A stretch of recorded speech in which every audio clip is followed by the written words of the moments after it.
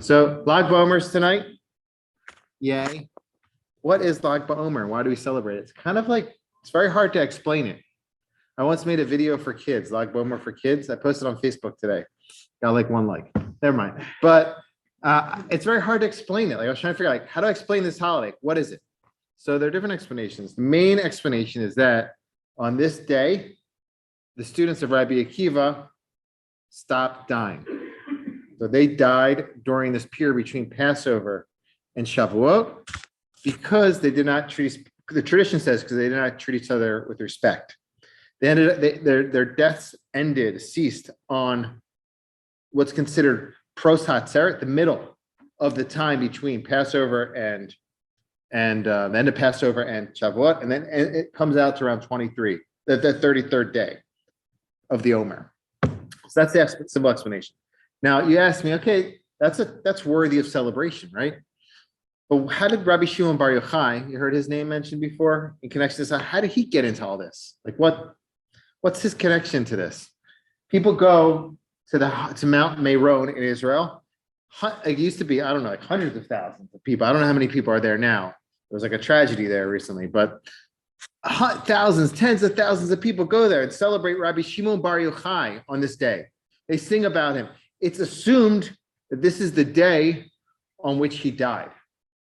That's assumed. So that's another piece to the holiday. It's not just the students of Rabbi Akiva stopped dying, but rather, this is the day that Rabbi Shimon Bar Yochai passed away. And they ask, Rabbi, that's interesting. But why are we celebrating the day that he passed away? We celebrate his birthday, or I don't know, the day he became a rabbi or something. So in Jewish mysticism, the day that someone passes away is considered a special day, the Yortzeit. But on a deeper level, it's really interesting. Some say that this really wasn't the day that he passed away.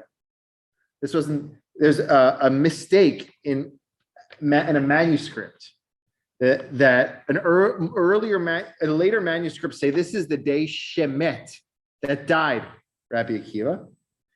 Earlier manuscripts say this is the day Simchat Rabbi Shimon Bar Yochai, not Shemet Rabbi Shimon Bar Yochai, Simchat Rabbi Shimon Bar Yochai. This is the day that Rabbi Shimon Bar Yochai celebrated. So what was the celebration? You could go two ways with this. Either you're celebrating the fact that he survived, meaning he was one of Rabbi Akiva's students. I think it's the main way to go with it. He was one of Rabbi Akiva's students. We're celebrating the fact that Rabbi Akiva's students survived, 5 of them, and the fact that the Torah continued. 24,000 students Rabbi Akiva died. Rabbi Shimon Bar Yochai, this is the day he's one of Rabbi Akiva's main students. He survived. And we're celebrating the continuation of Rabbi Akiva's Torah through Rabbi Shimon Bar Yochai. That's like, I think the main thing we're supposed to be thinking about. Because people say that those later versions of the manuscript are like not, some say it's not accurate. Really, it's the day that we're celebrating Rabbi Shimon Bar Yochai, not the day that he died. Another direction I saw, I couldn't find it in this article, but I saw someone say this might be the day, not just that Rabbi Shimon Bar Yochai survived, but that he became a rabbi. So that's the simcha.